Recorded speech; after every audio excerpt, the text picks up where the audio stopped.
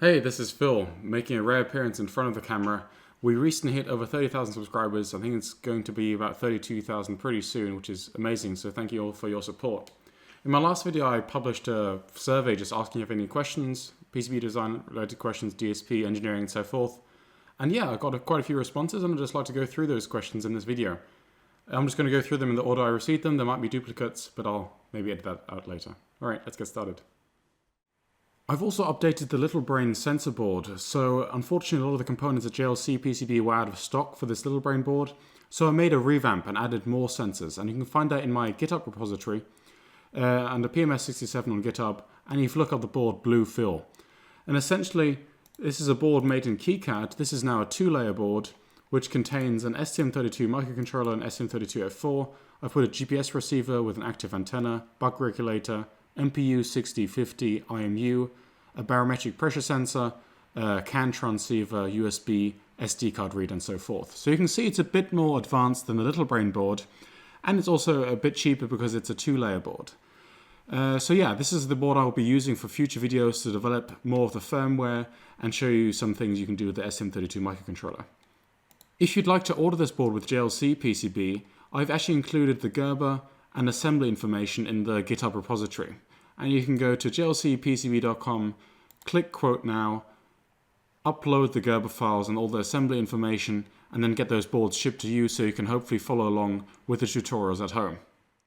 Okay, so the first question is about a specific design question. In one of my previous videos I featured an OpenSeneca board, and it is used to transmit data to a backend.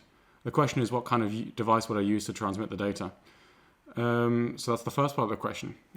So that typically depends. That board in particular is just using kind of a pre-made Bluetooth module. It's called an HM11, and that's actually then, I believe, linked to a phone. I actually don't do the firmware for that. I just did the hardware. So yeah, that pretty much just uses a little Bluetooth chip, which just communicates with an MCU via UART. And then the second part of the question is, how did you get to Germany, seeing that you're from the UK, and how did your career take you there?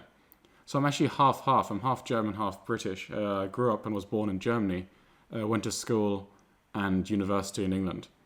And yeah, and after that I worked in Germany for a bit, but now I actually moved to Denmark to work for a startup. So the next question is, inspired by your videos, I would like to design my own flight control board from scratch. Would it be too hard for a second year EE student? And if it would be too hard, what are some interesting projects related to electronics, PCB design, and microcontrollers that I can try and finish successfully? So I had a go at trying to design a flight controller from scratch, and the hardware level is actually pretty easy and pretty straightforward.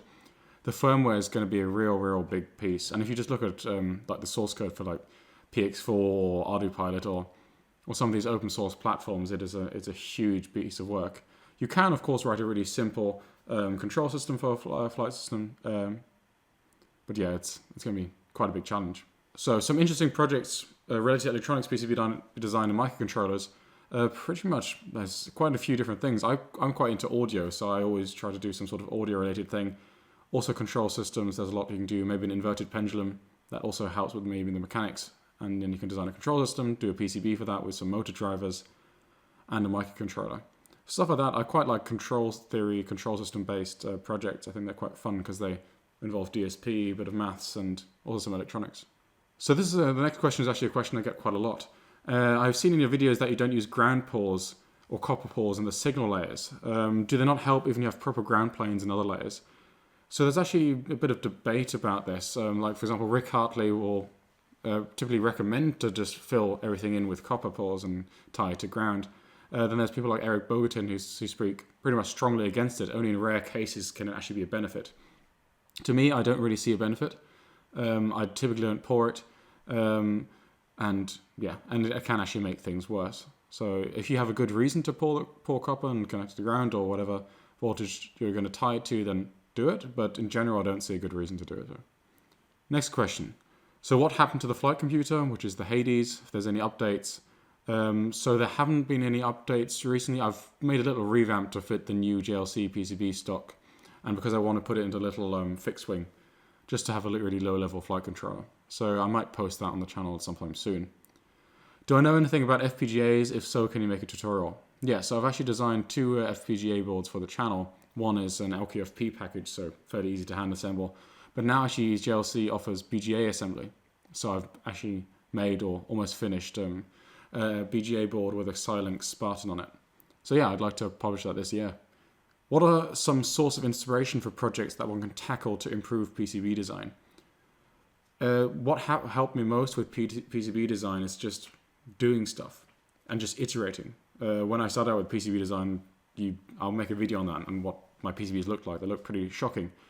And just by repeating and trying and testing things out and seeing what's wrong and trying to improve that, that's how I think in many ways and pretty much all aspects of engineering, that's how you can get better. So if you have any personal projects, that's always the best thing. Actually something that's useful, not just blinking LED. I think that's a good place to start. How does one handle the situation if, for instance, JLCPCB doesn't have a microcontroller that you need in your project? What's the easiest way to attach it afterwards? So I typically tailor, if I'm not doing like a large project, I will tailor my bill of materials to what JLCPCB has in stock.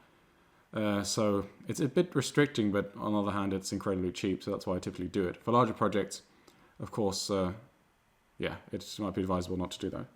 What are your favorite textbooks for electronics, control theory, and other engineering subjects? So for electronics, art of electronics, of course, is the Bible, essentially. For audio electronics, I can recommend Douglas Self, who's written some on power amplifier design, on stuff that goes in, for example, mixing boards and so on, mixing consoles. Control theory, there are quite a few, and I'll leave some in the link in the description. And other engineering subjects, yeah, there's a DSP guide, Stephen Smith, I believe he's called. This is a great DSP book. But I'll pop that in the description, what books I like. What is your advice for someone trying to improve his coding skills in C, C++ for embedded systems and control systems? Again, I think just practice on real practical systems. Just think of a project you can do, inverted pendulum, controlling something, and just see how far you get just by trying to implement it. How do you work with the JLCPCB catalog and KiCad? Do you have to create tons of footprints, or are there tips and tricks to minimize that? Essentially, it's to make it easy, I will just see what JLCPCB has in stock and what pre-made footprints and symbols KiCad has in stock, and just trying to check between the two. If KiCad doesn't have it, then of course I'll make the footprint and the symbol. What do you pay attention to when choosing the microcontroller family? STM32 Mega or another controller? What should be the criteria when making this choice? Before I got into the whole MCU thing, I used Arduino like pretty much everyone, but then I wanted to kind of get more advanced, so to speak. And then, I had to look around at STM, NXP, TI, and what they had on offer. And to me, ST had the lowest entry barrier, also with a Cube IDE and just being able to write all the low-level drivers, or not having to write the low-level drivers, rather. So essentially just have a look around what you think will look good, and then just stick with that. That's what I did. Also recommend a 2-layer Stackup. All advice usually starts at 4 layers. Is it better to have a slightly completed ground, and if not possible, upgrade to 4-layer? Yeah, so when I design a 2-layer board, I will have 1 signal layer and 1 ground layer. And the ground layer I will try to not interrupt, so not run any signal traces on it. If I have to, I will keep them as short as possible, and if they're longer, you can use something called ground straps. 4 layers have gotten so cheap these days, so that's why I typically go for a 4-layer. But if you cost is a real issue, and you can just do it in 2, just do it in 2. But it's not that expensive anymore. Any experience in embedded systems using FPGA, or comments about FPGA embedded systems? So typically for an embedded system, you probably won't need an FPGA. Also just the hassle of getting it, programming it, developing the HDL for it and so on is a bit much for most projects. But it could be a cool challenge to do. Do you have any advice for projects and standing out to employers as an undergraduate, third year in the USA? Did you feel that undergraduate school prepared you for the workforce? Again, I think just go out and do some practical projects. When I was at university, with a couple of friends, I created a club or society where we actually built drones. And that honestly taught me probably more than at university, actually what works and what doesn't work in the real world. So join a club, join a society, build some stuff in your spare time, I think. And that also, for my job applications and stuff, I think that the companies really like that, rather than just doing math, you know. So here's another question I get asked a lot. What's the status of your PCB design course? That is still being developed. It's taking me quite a bit longer because I also have a full-time job and do some other work on the side as well. So that's hopefully in the next 1 or 2 months I can get that done and get that published. Yeah, it's taking a bit longer, I'm afraid, but it is still on the way. Could you make a video regarding power circuitry? For example, DC-DC boost or buck conversion, choosing an IC and calculating inductor capacity and so on. Yes, that's actually something I wanted to do, specifically buck converters, which are probably the most popular type. Just the theory of how they work, how to maybe design one, how to pick the parts, and so forth. So that's definitely going to come. What are your long-term ambitions for this YouTube channel, as well as for your career in general? So YouTube channel, actually the YouTube channel happened by chance. I wanted to make a little reference for an STM32 board of how to make that. And somehow that took off, and now we're at 32,000 subscribers, which is really cool. Long-term ambitions, pretty much is the type of videos I'd like to make. Not just KiCad, not just STM32 and PCB design. A lot of DSP and control theory stuff. So kind of just my interest just put on a YouTube channel, I think. For my career in general, right now I'm working at a startup, designing electronics, and this is exactly pretty much what I want to do, so I don't see that changing anytime soon. Question is, given your knowledge on control theory for embedded systems, RF and DSPs, could you give us some pointers regarding good source books, or maybe how you gathered such knowledge and how you'd advise us to follow a similar path? Yeah, again, just practice is key, just repeat, and try to do practical real-world problems. Books I will put in the description. Where did you go to uni? How would you rate it? How much of your day-to-day useful knowledge now would you say came from uni, and how much from experience learning as you work? So I went to uni in England, University of Cambridge to be specific. That was a 4-year degree, bachelor's and master's. Very, very, very theoretical. The nice thing about that course was that it exposed me a lot of different engineering areas. So I actually only specialized in the 3rd and 4th year. I hadn't chosen a discipline until then. So we were exposed to civil engineering, electrical, mechanical, all across the board. And that was one of the best things, because I initially applied to do mechanical engineering at other universities. And that actually showed me that I should be an electrical engineer. So yeah, it was good in that sense that it showed me like gave me a broad interest in all these different engineering areas. But in terms of practical things and actually applying it, I used maybe 5% of that, honestly. Do you think electronics education should be more vocational or academic, considering practical aspects and so on, board design, measuring, debugging? I mean, definitely. I think theory behind it is good, but theory typically only gets you in the right ballpark, and everything else is empirical and practical and actually hands-on. And I wish more universities, from what I also heard from other people, I wish more universities would offer more hands-on engineering to actually show that things don't exactly always work as you expect them to. Good sources for control theory and Kalman filters. Video on Kalman filters is actually going to come up very soon, and how to run that in real time on an embedded system. How did you get into the PCB design industry? So I'm actually not a PCB designer, like mainly. I'm kind of a mix of things. I would just call myself an electrical engineer. I designed circuitry, and then it happens to end up on a circuit board, is how I see it. But that pretty much by chance. At university, a friend actually showed me KiCad, and I thought this was kind of cool, and then just practiced, and yeah. Is KiCad used in the industry / professionally? I believe so. A lot of the times it won't be KiCad, because KiCad does have some features that are currently not implemented, but I think with KiCad 6 and in the future it'll definitely go more and more into the professional sector. At work I actually use Altium.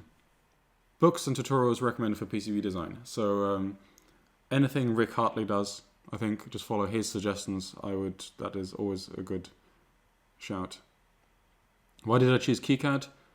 Because it's open source, because I like the UI. Initially I hated the UI, but it's free and it's actually pretty good and does most things you need. My daily job is working at a startup where I make drones. I will probably make a video about my job actually at some point in the future. But yeah, we make quadcopters, multicopters, and I design the internal electronics, or all of the electronics. Would love to see more content in some analog electronic design. Yeah, I mean, analog electronics is possibly my favorite area of electronics, and I'd love to do more videos on it. Yeah, so if people would like to see that as well, of course, I'll be happy to do that. Is the control system design series going to be completed soon? Is there a chance to discuss sensor fusion topic? Yeah, so control system design, I have my gear back in Germany because I moved fairly recently to Denmark. So I need to get that, and then I can continue with that. Chance to discuss sensor fusion. Yeah, so Kalman filters, complementary filters I would like to discuss in the future, or very, very soon. What is your general process for discovering parts required for a specific project? A project I go to my favorite brand, search the software price, and so on. Yep, that's pretty much how I do it. I have my favorite brands, ST, and so on.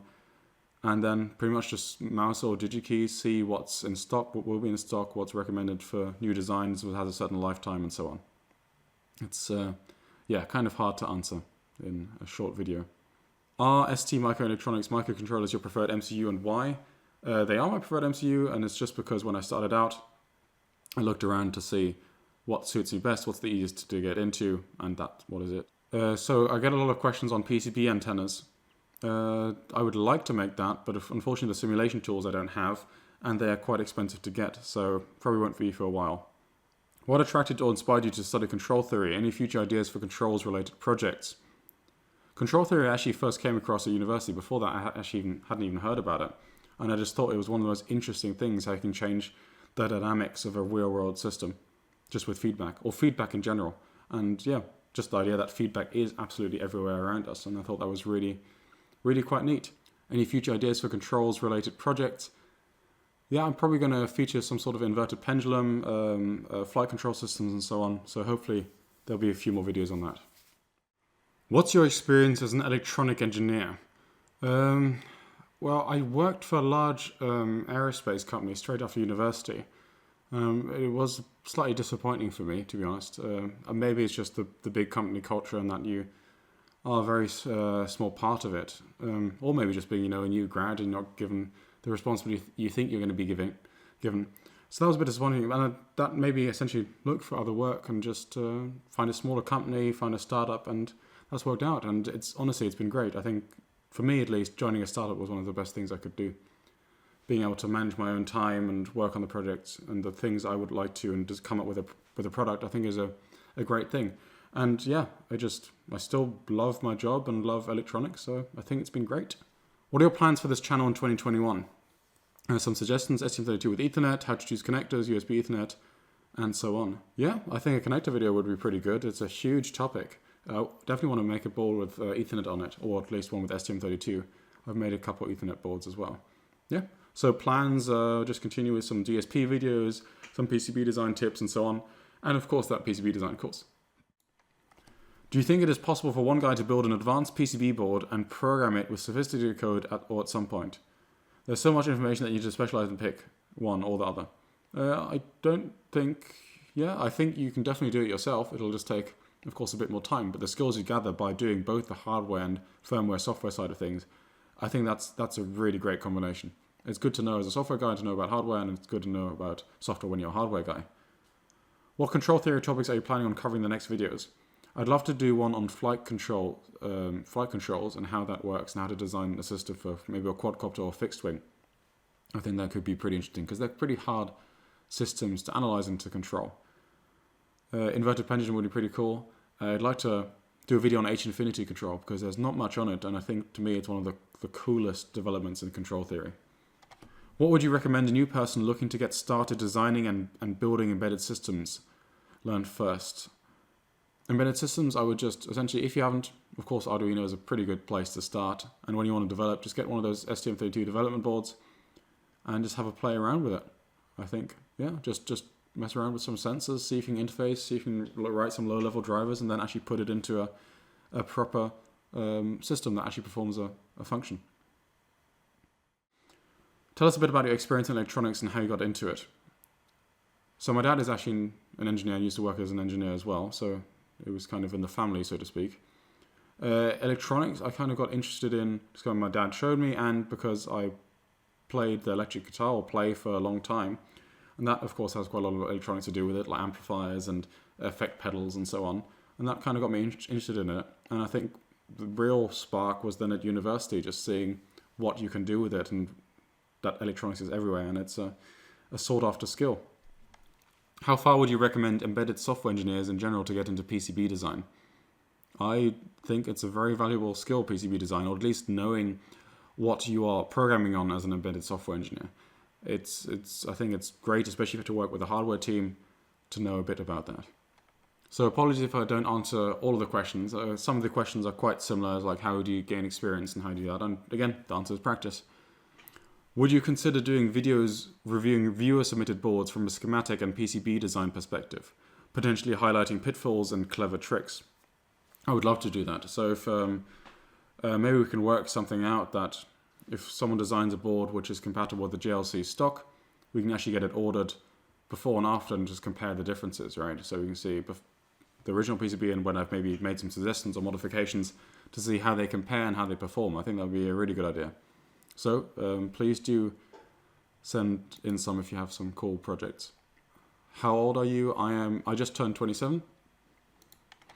Thoughts on 2, 4, and 6 layer stackups and copper pores. In a previous video I mentioned a video by Rick Hartley when he did a speech for Altium talking about proper grounding in printed circuit boards, and that is one of the, if not the best PCB design video I've ever watched. And he goes into stackups for 4 and 6 layer boards that I really recommend. So I'll leave the link in the description.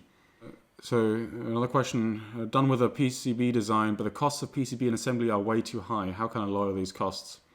You can try and minimize your BOM items or consolidate BOM items, so use many of the same type of resistors, capacitors, and so on.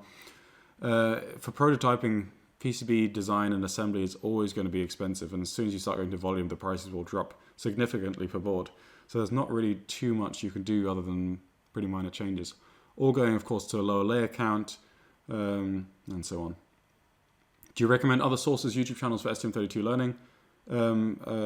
For generally, I recommend, of course, Robert Faranek, which is great videos on PCB design. W2AEW has great videos on electronics, and in particular RF and analog design. Highly recommend that. For STM32, there's a channel called Controllers Tech, where I learned a lot of my stuff from. That's really good, and I'll leave links in the description. It would be great to get an in-depth look into me going through a datasheet and the process when I'm writing drivers and explaining how to go through writing a driver. I was thinking about doing that. I don't know if it would be too boring just seeing me go through a datasheet and trying to figure out how to write a driver. But I guess, if enough people are interested in that, I will do that, of course. Are there low-cost FPGAs in the market apart from Xilinx with a good IDE? A lot of Lattice stuff is fairly low cost, and I think they have some free tools as well. How much programming does an electronics engineer need to learn? I would suggest definitely at least learn C and Python and then be able to write little scripts and little functions. And when you're designing your own hardware, you'll more often than not need to test it yourself as well. And that can be very useful. Content wishes, more digital filter content, DSP control theory, definitely going to come. And bare metal STM32 ARM microcontroller without hell. That I definitely won't do because for me, it's important to focus on the actual problem rather than writing low-level drivers or even lower than that. What was my strategy for reaching more subscribers and views on YouTube?